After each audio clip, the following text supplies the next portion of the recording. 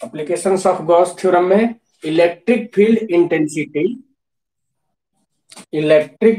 Intensity due to an infinitely long straight uniformly charged wire. ठीक है, सुनाई दे रहा है ना आप लोग को? ठीक, तो देखिए, पहले तो हम लोग एक वायर बनाएंगे, है ना? एक वायर बनाएंगे।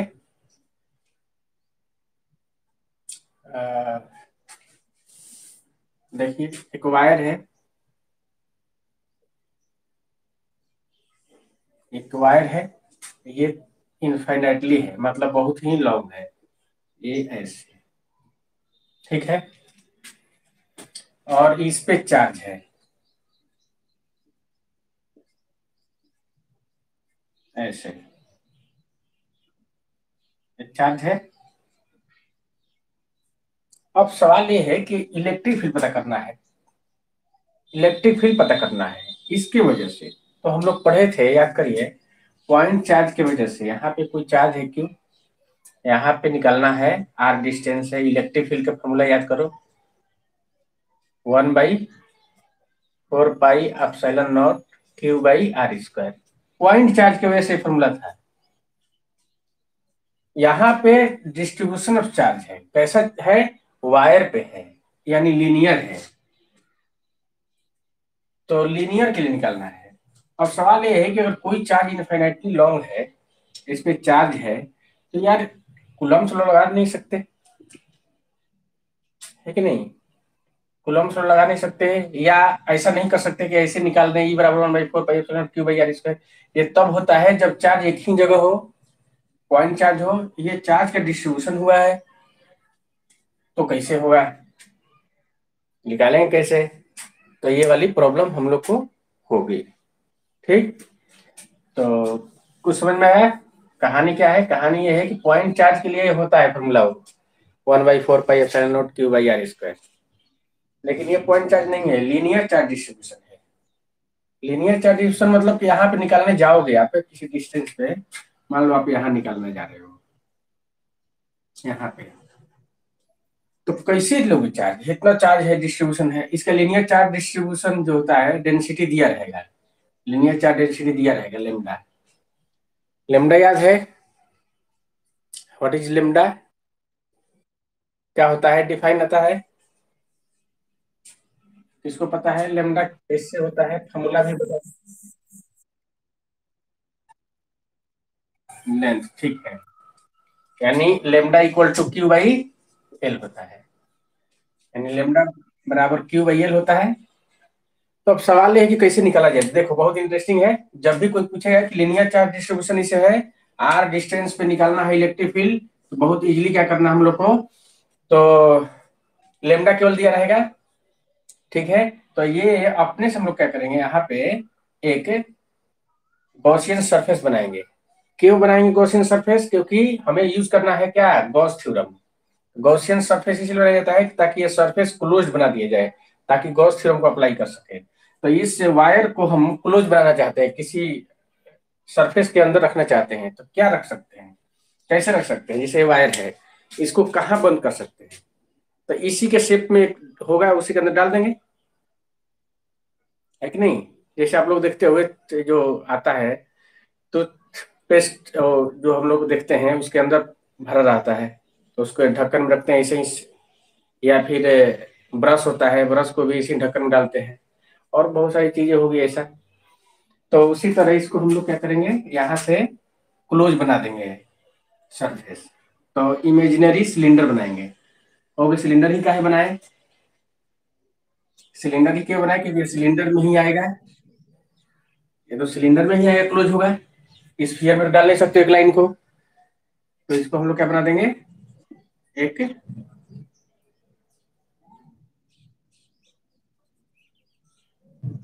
सिलेंडर बना देंगे, सिलिंड्रिकल गॉसियन सरफेस। ये है गॉसियन सरफेस। गॉसियन सरफेस क्यों बनाते हैं? क्योंकि गॉस थ्योरम को लगाने के लिए एक सरफेस बनाना पड़ेगा, गॉसियन सरफेस। ऐसा क्यों करते हैं? क्योंकि ये बंद हो गया है, क्लोज्ड हो गया है, क्लोज कितना हुआ, केवल इतना हुआ है, तो माना कितना लेंथ का क्लोज किए हैं, एल लेंथ का। हाई कितना लंबाई इसकी, बहुत ज्यादा है, तो हमने पहले इतने के लिए निकाल लिया। तो कोई पूछेगा आपसे कि इसमें चार्ज कितना है भाई, इसमें चार्ज होगा कितना है, तो देखो चार्ज कितना होगा। तो लीनियर चार्ज डेंसिटी दिया है, लीनियर चार्ज डेंसिटी दिया है कितना, लेमडा। ये लेंथ कितना दिया है, एल। तो चार्ज फॉर्मूला होता है lambda equal to Q by L. ये है लेंथ वायर यहाँ से यहाँ तक का। तो यहाँ इतने का चार्ज कितना हो जाएगा, lambda into L, number one. कोई आपसे पूछेगा कि इसमें चार्ज कितना है यहाँ से यहाँ तक के, कहोगे कितना है, पता करो कि लीनियर चार्ज डेंसिटी कितनी है। लीनियर चार्ज डेंसिटी लेमडा है, लेंथ एल है, तो चार्ज कितना हो जाएगा, Q equal to lambda into L. तो ये हमको चार्ज पता चल गया इसके अंदर। अब गॉस थ्योरम लगा देंगे, चार्ज पता हो गया क्योंकि इनक्लोज होना चाहिए अंदर, इतना चार्ज है अंदर, इतना लेमडा इंटू एल। तो अकॉर्डिंग टू किसके, गॉस थ्योरम, फॉर्मूला क्या होता है, पाई इलेक्ट्रिक फ्लक्स निकालते हैं हम लोग ना ऐसे, ठीक है। इलेक्ट्रिक फ्लक्स क्या होता है, क्यू बाई एप्सिलॉन नॉट, इसके अंदर टोटल, तो क्यू कितना दिया है, lambda L by epsilon not, equation number two. Total flux इसका हो गया, टोटल, ये देखो टोटल फ्लक्स निकालना चाहते हो तो फॉर्मूला क्या होता है, total charge enclose by the surface by epsilon not. Total charge इसके अंदर कितना है, कहोगे इतना है जितना इनक्लोज्ड है। ये कितना है, कहोगे कि लेंथ कितना है, तो एल है, ठीक है, एल लेंथ है। और लीनियर चार्ज डेंसिटी कितना है, लेमडा, तो क्यू बराबर लेमडा इंटू एल, यही हो गया। अब सवाल है कि हमको इलेक्ट्रिक फील्ड निकालना है ना भाई, ई निकालना है। तो हम लोग इलेक्ट्रिक फ्लक्स भी तो पढ़े हैं, इलेक्ट्रिक फ्लक्स। तो अपने से यहाँ पे एक स्मॉल एलिमेंट ले लेंगे, छोटा सा। काहे लेंगे, इसलिए लेंगे ताकि हमें पहले पता करें कि यहाँ से कितना इलेक्ट्रिक फ्लक्स निकलेगा। तो यहाँ से इलेक्ट्रिक के फील्ड लाइन तो ऐसे निकलेगी, ऐसे सीधे। कोई पूछेगा कि ये लीनियर चार्ज से इलेक्ट्रिक लाइन कैसे निकलती है, सीधी निकलती है, परपेंडिकुलर टू द सरफेस, ऐसे बाहर निकलेगी। तो इसकी वैल्यू हो गई ई। आराम से देखना इसको। तो हमने एलिमेंट लिया छोटा सा। अच्छा, इसका एरिया किधर होगा, इसका डायरेक्शन एरिया का परपेंडिकुलर होगा सरफेस के, किधर होगा, इधर, परपेंडिकुलर सरफेस के। हाँ, तो ये डीए हो जाएगा, डीए या डीएस, क्या मान के चले बताइए, क्या माने थे पहले, तो डीए लेके चलेंगे।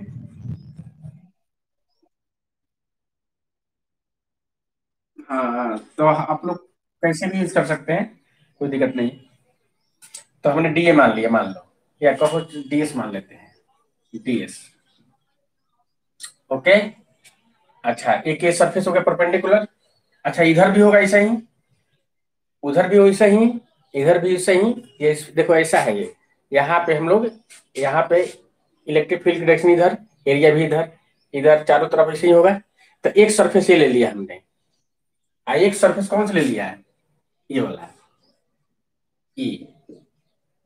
ई तो जीरो होगा, इधर जीरो है नहीं, मतलब ये किसका डायरेक्शन है, एरिया का, है कि नहीं। तो छोटा सा एलिमेंट अगर लिखते हैं तो इसका एरिया डायरेक्शन ऊपर की ओर, इलेक्ट्रिक फील्ड किधर है, ये नीचे भी। अगर हम डीएस इसे ले लें, छोटा सा एलिमेंट, इलेक्ट्रिक फील्ड किधर है, ई। दोनों के बीच एंगल कितना है यहाँ, 90। यहाँ पे कितना है, 90। फिर से देख लो, ये है एरिया का डायरेक्शन, इसका ऊपर की ओर होगा। देखो कुछ पूछेगा किसका डायरेक्शन एरिया क्या है, तो एकदम ऊपर है, परपेंडिकुलर टू द सरफेस। नीचे भी परपेंडिकुलर टू द सरफेस, यहाँ पे परपेंडिकुलर टू द सरफेस। तो कितने हो गए, 1 2 3। इधर ये वाला पूरी को एक माने हैं हम, पूरे सरफेस को एक, दो सरफेस, तीन सरफेस यहाँ दिख रहा है। तो total flux through the close surface, यहां से हम निकाल सकते हैं टोटल फ्लक्स, है ना, total electric flux through the surface. तो कितना होगा, तीनों को जोड़ देंगे, तीनों को जोड़ देंगे हम लोग।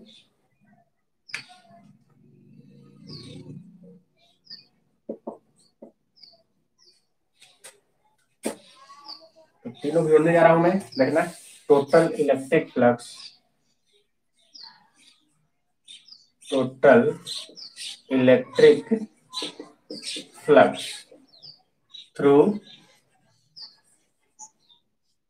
दिस सरफेस, कितना होगा flux phi equal to total. अभी छोटे के लिए कितना होगा, सोचो, इस छोटे के लिए फ्लक्स कितना होगा, तो हम लोग पढ़े थे डी फाई बराबर ई डॉट डी एस, तो टोटल के लिए कितना हो जाएगा, तो सबके लिए निकालेंगे, इसके लिए अलग से, तो ये हो जाएगा आपका फाई वन, इसका नाम दे दो फाई वन फ्लक्स होगा इसमें, इसमें फाई टू, यहाँ पे phi three, phi one plus phi two plus phi three. कोई पूछेगा कि इलेक्ट्रिक लाइन की कहाँ कहाँ निकल सकती है, तो इधर निकल सकती है ऐसे चारों तरफ से। तो एक सरफेस ये हो गया, एक सरफेस ये, एक सरफेस ये, तीनों के लिए। फॉर्मूला बताइए फ्लक्स का क्या था, इंटीग्रेशन ई, ई डॉट डी एस, पहला हो गया, पहला प्लस, इसी तरह ई D S, E dot D S, दूसरा, यहाँ तीसरा ए डॉट डी एस, तीसरा। अब तीनों को लेके चलते हैं, ब्रेक करें इसको, A D S cos theta, A D S cos theta plus A D S cos theta plus A D S cos theta. दिख नहीं रहा है ना, साफ नहीं दिख रहा है उधर,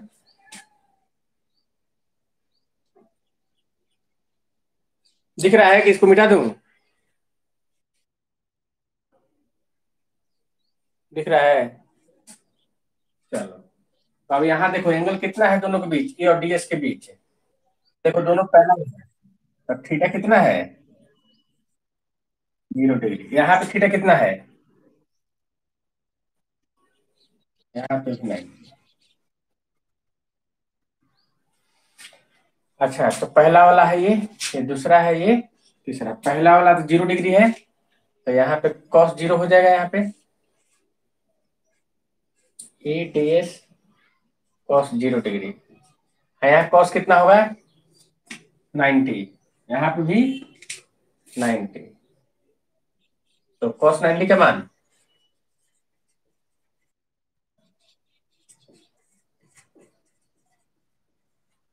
90, ये सब जीरो,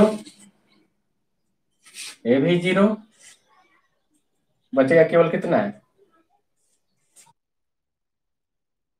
हाँ, A D S cos 0 degree, A D S cos zero का मान 1। चलिए इतना ही अभी आगे करेंगे, चलिए डायग्राम बनाइए इसको, तो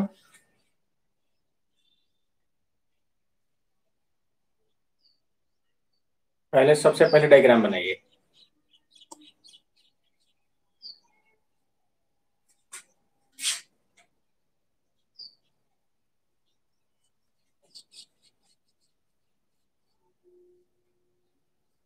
जहां समझ में आए वहां पूछिए,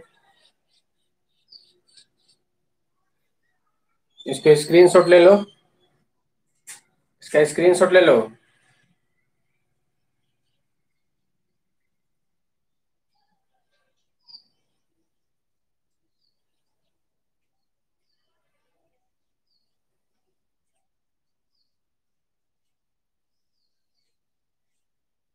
जहां समझ में नहीं आए वहां पूछो।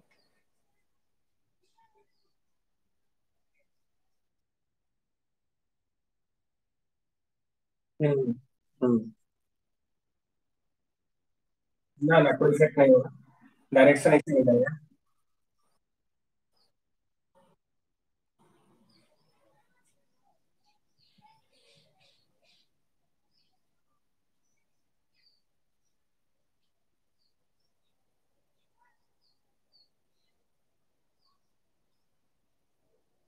फिर से कहोगे तो बता देंगे।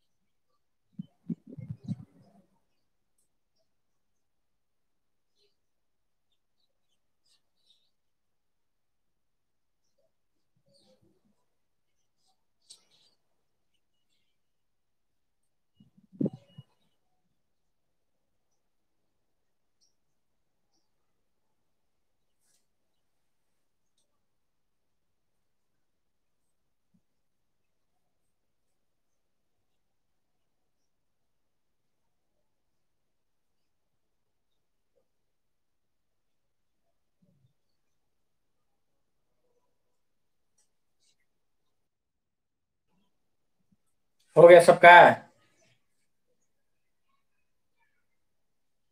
तो इसमें किसी को कुछ पूछना है? पूछ लो अभी।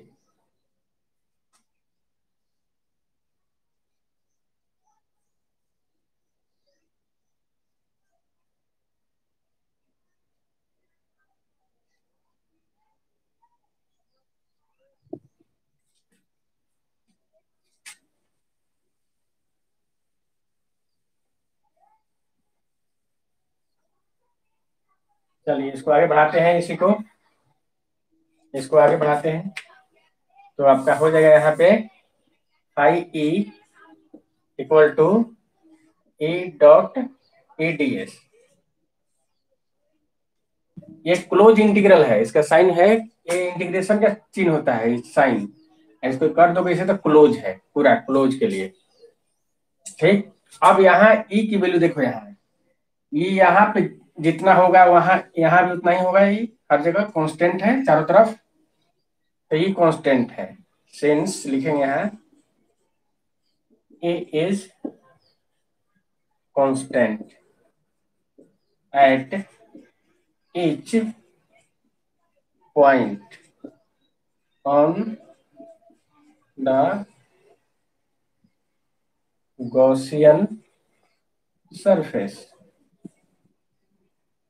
कांस्टेंट बाहर निकालो, इसलिए I equal to E D S. ठीक है। अब क्या करें?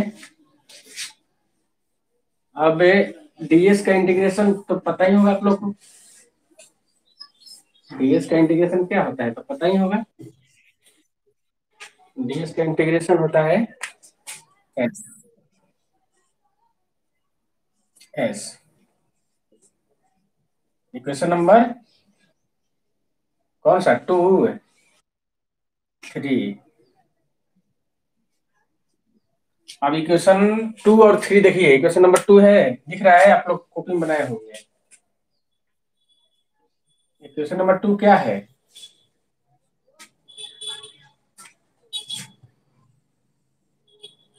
फ्रॉम, बोलिए, equation number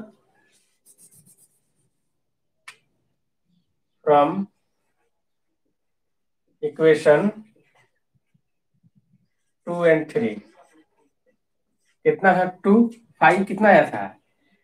lambda L by epsilon not equal to, यही फाइव इतना आया है, ई इंटू एस, और lambda L by epsilon not. E की वैल्यू निकालना है हम लोग को। एस की वैल्यू कितना होता है? सिलेंडर का एरिया कितना होता है? टू पाई आर एल होता ही है, हम लोग पढ़े हैं। टू पाई आर एल होता है, ए इक्वल टू या एस इक्वल टू जो भी। तो यहाँ पे ले रहे हैं two pi R L, L L खत्म, तो lambda by epsilon not A into two pi R, इसलिए final answer E equal to lambda by two pi epsilon not R. ये हम लोग का फॉर्मूला बना है, फाइनल फॉर्मूला है। कर लो, जहां समझ में वहां बताओ। ये डेरिवेशन है, ये आता है डेरिवेशन, बहुत इंपॉर्टेंट है।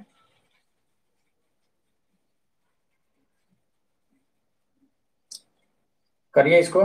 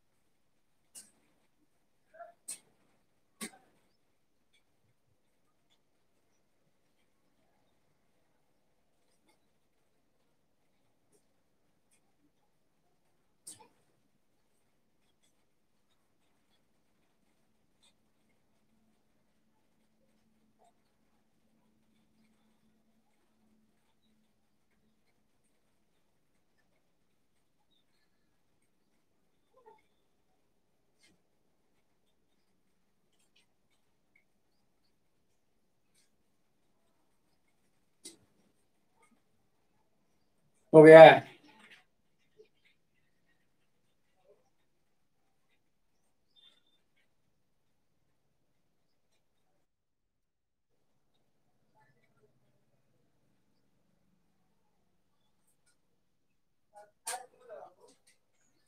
ऑनलाइन आने पर मैसेज तो पहुंच जाता होगा ना आप लोग के पास?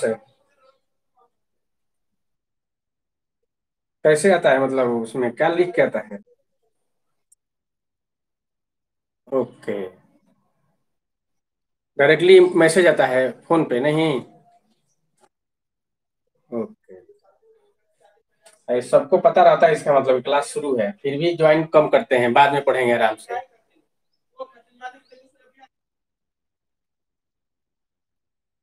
बहुत बच्चे जो है, देखो अभी तो बहुत कम बच्चे आए हैं, तो वो आराम से देखते हैं, आराम से खाना वाना खा के, सो के, जग के। इसमें यही फायदा है इन लोगों को कि रिकॉर्ड हो जाता है, तो आराम से देखते हैं। देखो कौन कौन नहीं आया आज, बहुत सारे नहीं है। विवेक आया है? विवेक, तो कुछ बोल नहीं रहे हो, समझ में आ रहा है क्या? इसीलिए नहीं बोल रहे हो? खाना वाना खा लिए? खाना खा लिए? हम तो यार खाने भी नहीं खाया, तबीयत ठीक नहीं था, सोए थे, अभी तो हम जगे हैं कि भैया चलो पढ़ा दिया जाए। लग रहा था कि कोरोना हो गया है। मौसम बदल रहा है तो हटा दें। चलो इसके फाइनल फॉर्मूला है हम लोग का, E equal to lambda by, board बदलना चाहते हैं, सोच रहे बोर्ड बदल दें इसको, ये बोर्ड बढ़िया नहीं है। Lambda by 2 pi epsilon not are.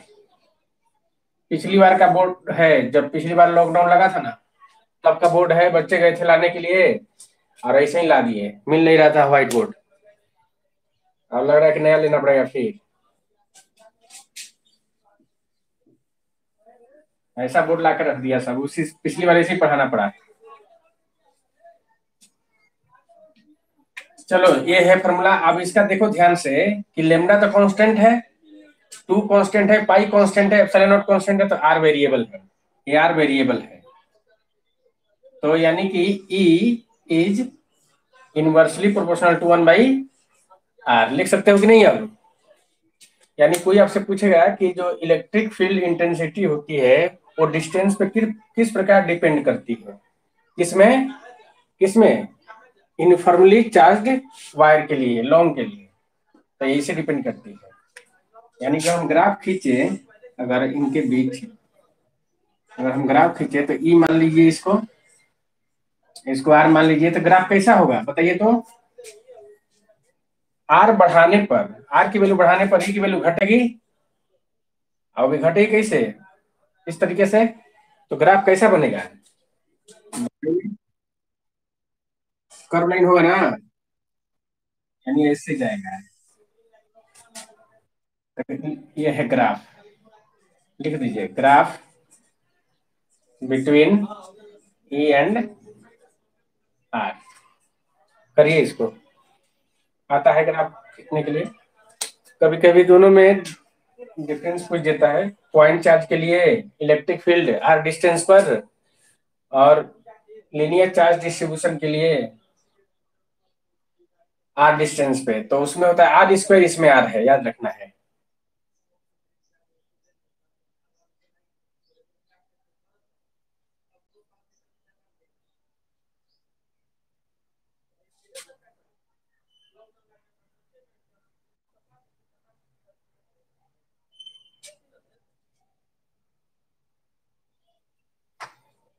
चलिए अब इसका जो है वेक्टर फॉर्म पढ़ लिया जाए।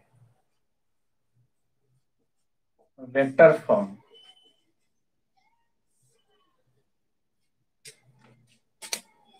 इसका वेक्टर फॉर्म पढ़ लिया जाए, कितना होगा? तो वेक्टर फॉर्म क्या होगा बाबू? इसका हो गया, ये वाला हटा दूं, तो इसका वेक्टर फॉर्म कैसे लिखेंगे बताइए? ये है आपका आर, तो वेक्टर यहाँ भी लिखेंगे। अब यहाँ वेक्टर कहाँ पे लिखेंगे बताइए विवेक? वेक्टर कहाँ लिखेंगे?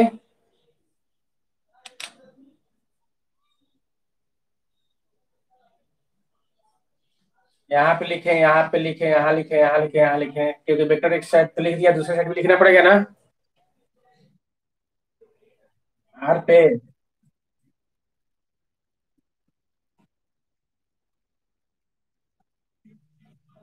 तो वही तो। मानसी कहाँ लिखेंगे?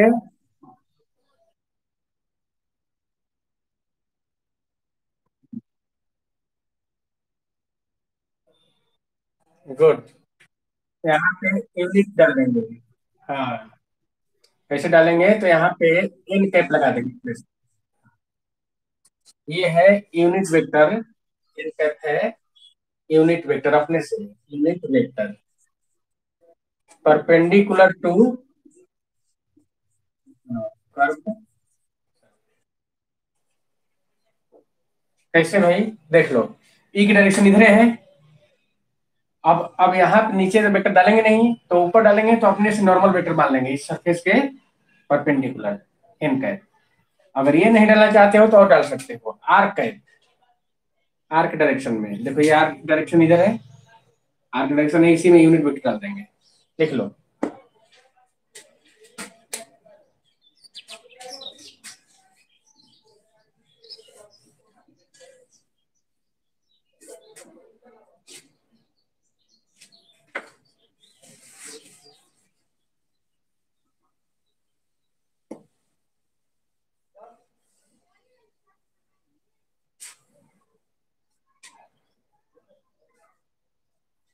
चलिए एग्जाम्पल करा जाए इसका,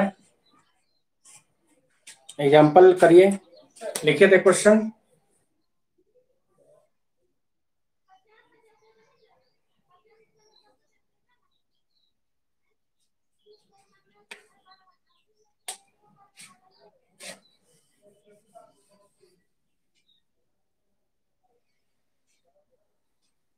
एक क्वेश्चन लिखा जाए।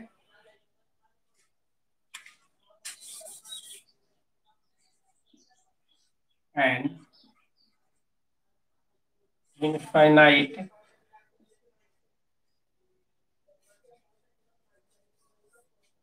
Infinite line charge, line charge लिखेंगे यहाँ, लाइन चार्ज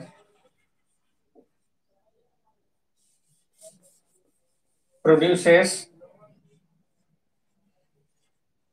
प्रोड्यूसेस कितना दिया है भाई, produces a field of a field of 9 into 10 to the power 4, 9 into 10 to the power 4 Newton पर कूलम, न्यूटन पर coulomb at a distance 4 centimetre, at a distance 4 centimetre, at a distance 4 centimetre, calculate the linear charge density, calculate linear charge density, पहला था calculate linear charge density.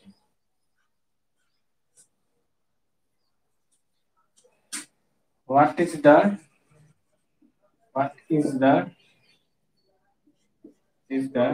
electric field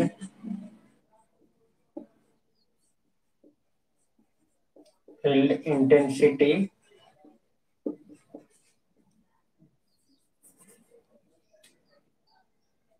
at distance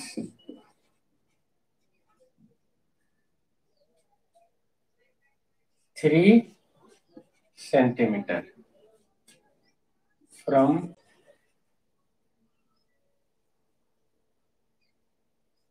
line charge। Question लिखिए।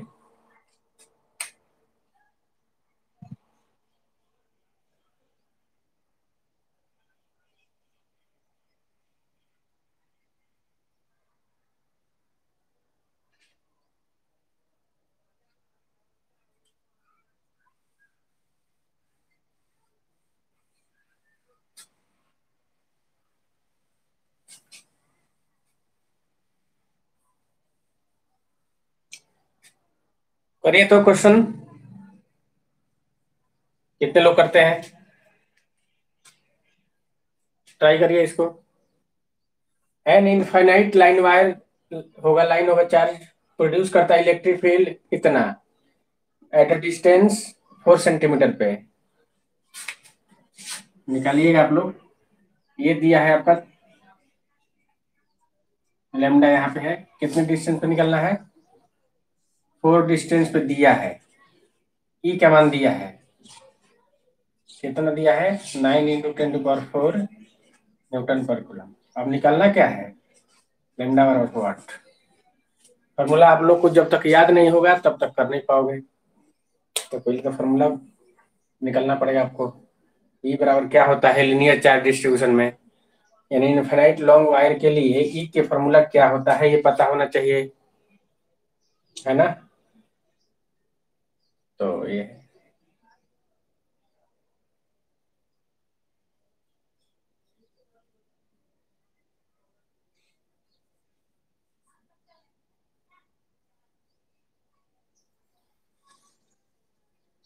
कर रहे हैं आप लोग कि टुकुर टुकुर देख रहे हो केवल?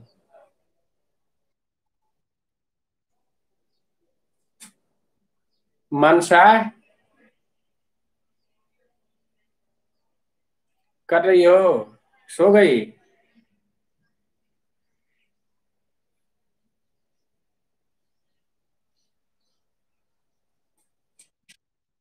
गुड, करिए जल्दी।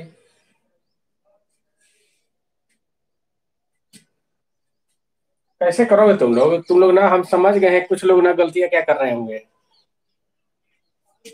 पहले यहाँ पे ई की वैल्यू हम लोग लिखते हैं, formula 1/λ/2 pi epsilon not R. तो लोग सोच रहे होंगे कि अब क्या पाई की वैल्यू रखे होगे, एप्सिलॉन नॉट की वैल्यू रखे होगे। विवेक, विवेक, कैसे कैसे कर रहे हो इसको बताओ तो, कैसे करोगे?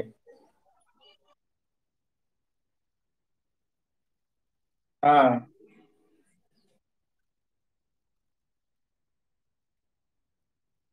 हाँ, ये बात सही है, यही यही मैं कह रहा था। 4 पाई एप्सिलॉन नॉट आर हो जाएगा। हाँ हाँ हाँ। 2 λ/,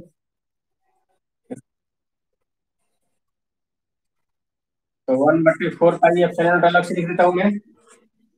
2 λ/r, इसकी वैल्यू होती है, ई की वैल्यू दिया है 9 × 10⁴ और 9 × 10⁹। 2 λ, आर की वैल्यू कितना है, 4 सेंटीमीटर, कितना लिखोगे? 4 × 10⁻²। अब यहाँ पे लिख देता हूँ मैं, तो कटा लो। ये कट गया। आप क्या करें?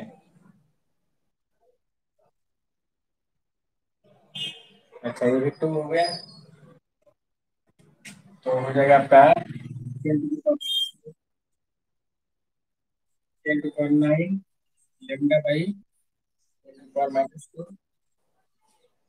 इधर ही जाएगा ये, 10⁻² हो जाएगा, ये कट जाएगा तो 10⁹ इसलिए लेमडा बराबर 10⁻²/10⁹। तो 10 हो जाएगा 2 - 9, 10⁻⁻7 कूलम पर मीटर। 2 छूट गया क्या? यहाँ पे, यहाँ पे 2, यहाँ पे 2, यहाँ पे 2, यहाँ पे 2। गुड। ये 2 था यहाँ पे, इसको मल्टीप्लाई इधर किया, फिर ये आया, फिर लेमडा डिवाइड किया इसमें, 2 ऐसे ऊपर गया, -7 बचा आंसर। 2 × 10⁻⁷ कूलम पर मीटर, पहला हो गया, तो पहला था।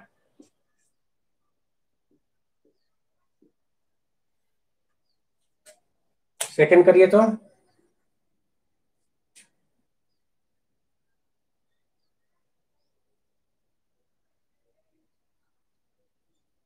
याद रखें, इसमें मेन कॉन्सेप्ट था ये वाला, ये लड़के क्या करेंगे ना, 2 की वैल्यू रखेंगे, पाई की वैल्यू रखेंगे, एप्सिलॉन नॉट की वैल्यू रखेंगे, कंजस्टेड हो जाएगा, पूरा टेंशन में आ जाएंगे बच्चे।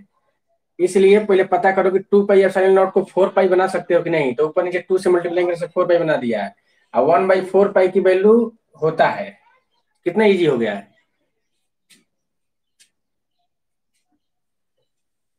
सेकेंड वाला करिए तो।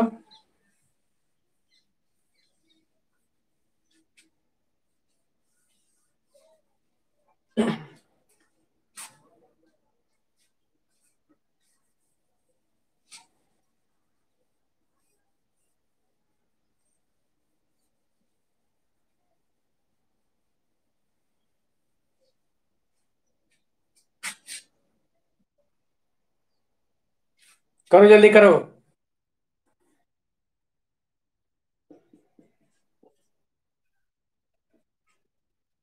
और कोई? और कोई?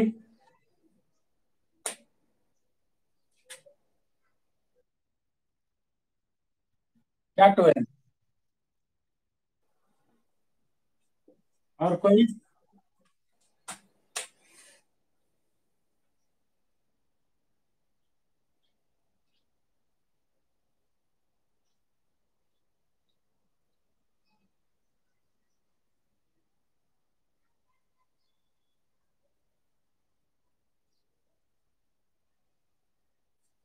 बस? और कोई निकाले? मानसी?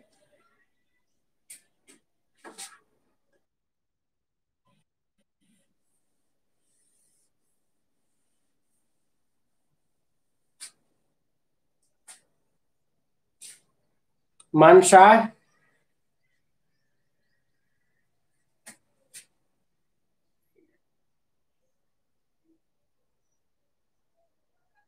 ट्विंकल सो रही है क्या रे?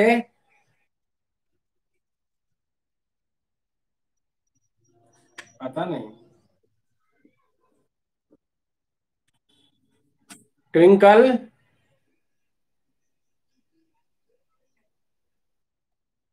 सो गई है क्या? हाँ, सो खाना वाना खा के सो गई होगी आराम से, इसको ऑनलाइन दिखाने के लिए कि चलिए ऑनलाइन है।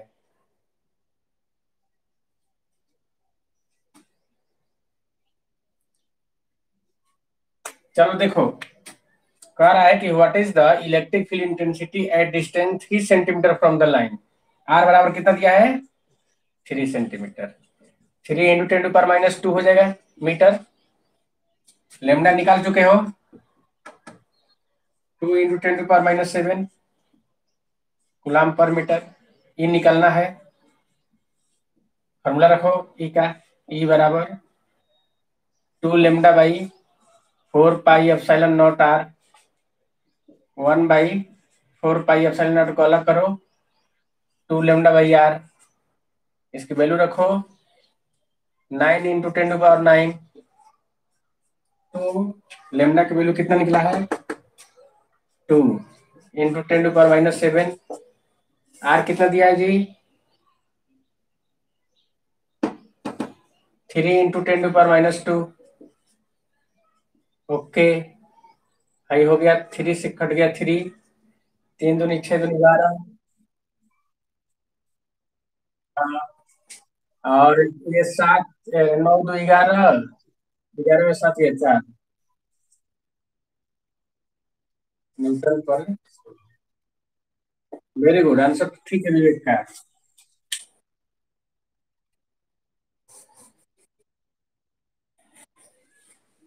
तुम कुछ लोग सोच रहे होंगे कि लेमडा कहाँ से लिखा जाएगा, लेमडा तो निकाल ही चुके हो। वो तो कांस्टेंट रहेगा। लेमडा की वैल्यू थोड़ी ना चेंज होगी। अब डिस्टेंस चेंज करोगे तो इलेक्ट्रिक फील्ड की वैल्यू चेंज होगी। पहले वाले में इलेक्ट्रिक फील्ड कितनी दिया था? कितना दिया था जी पहले वाले में इलेक्ट्रिक फील्ड? अच्छा, ये 12 है। ज्यादा क्यों हुआ, क्यों बढ़ गया वैल्यू? इसका वैल्यू क्यों बढ़ गया? हाँ, डिस्टेंस कम हुआ है तो नजदीक आने पे इलेक्ट्रिक फील्ड की वैल्यू क्या होगी, धीरे धीरे बढ़ेगी। हाँ, आर पे डिस्टेंस, आर पे डिपेंड करता है ना। तो इसको कर लीजिए। चलिए टाइम भी हो गया है, अब अगला टॉपिक तो शुरू हो नहीं पाएगा। तो एक और एप्लीकेशन पढ़ेंगे हम लोग। स्फीयर वाला शायद पढ़ना नहीं है हम लोग को। एनसीईआरटी में भी शायद दिया है कि नहीं, पढ़ना है, देखना पड़ेगा। स्फीयर वाला भी करा देंगे। और इनफाइनाइट प्लेन शीट के लिए कराना है। तो इसका एप्लीकेशन है ये पहला। एप्लीकेशन के साथ इसके न्यूमेरिकल्स। फिर इसी तरह प्लेन शीट के लिए कल करेंगे, उस पर न्यूमेरिकल्स करेंगे। आराम से इसको देख लो सब। ठीक है, तो आज इतना ही हम लोग सीखेंगे। समझ में आया है थोड़ा बहुत है? घर पे जाकर रिवीजन करिए, एक बार और वीडियो देखिए, समझ में आएगा। हाँ, सब लोग पढ़ रहे हो? हम्म, चलिए ठीक है।